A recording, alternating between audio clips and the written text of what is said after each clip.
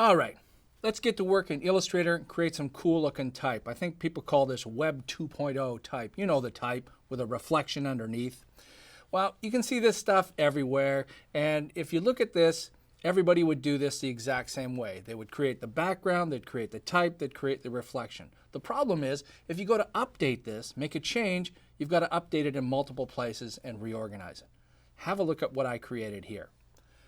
This is all live text inside here. So I'm just going to start typing live text update. Much, much easier, much faster. So how do we get this? Well, let's start just by using some text. So this is text. And if we look at the appearance panel over here on the right-hand side, we can see that we've got characters and opacity. So although this text is colored black, we need to first start by adding white to it. You don't color the characters, just leave them alone, forget about them. So we will, down at the bottom of the appearance panel, there's a little button here that says Add New Fill. And you can see it comes up, and it also adds a new stroke inside here. We're not going to worry about that. We'll just click on white, and it's there. Don't worry about it. So that's our white text. We need to add the other text, which is the gradient text.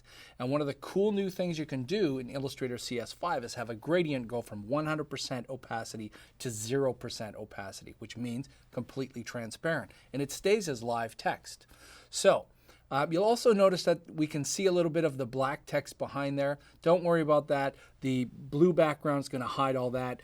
We'll layer it correctly. So don't worry about that. Okay. So now we have white text. We're going to add another fill. And this fill, when we click on it, I've got the transparent text here. And this is something I just called a gradient type. And you can see it shows up right up there. The only problem with this is it's the wrong orientation. So I will just type 0, 90 degrees in there so it's going the right way. The next thing to do is to add a reflection. And you do that in the Effect menu, Distort and Transform, and we need to reflect the Y, and this is the most important one. This little position dialog, we need to click on there, preview, and we can see now the text is reflecting, and it's live. Remember, all of this is dynamic. It's all connected to the first text element that we have. Type new text, and the reflection is going to change instead of having two separate things. That's not the best way to work. All right, so how do we add this rectangle in the background that grows? Well, this is pretty darn easy. Watch this. Back in the appearance panel, down at the bottom, the second button, which is the Add New Fill, it looks like it's just doing the same thing, adding the new fill, and it looks like it's text. I'll grab another gradient that I've got there, and it's also 90 degrees, and you'll see it's in the same position as before. I'll make sure that Transform Reflect is off, and what I need to do is go back to my effects, Convert to Shape. So we added a fill, and the very first time you add the fill, it adds a text fill. But we can convert that to a rectangle or a rounded rectangle or an ellipse. And when we get this dialog box, this one comes up, and it's asking us how do we want the shape. You can do an absolute shape. The problem with that is if you start to scale the type, the box is going to stay small. So we can do a relative size here, and I'm just going to use the default 18 points. And you can see there it is.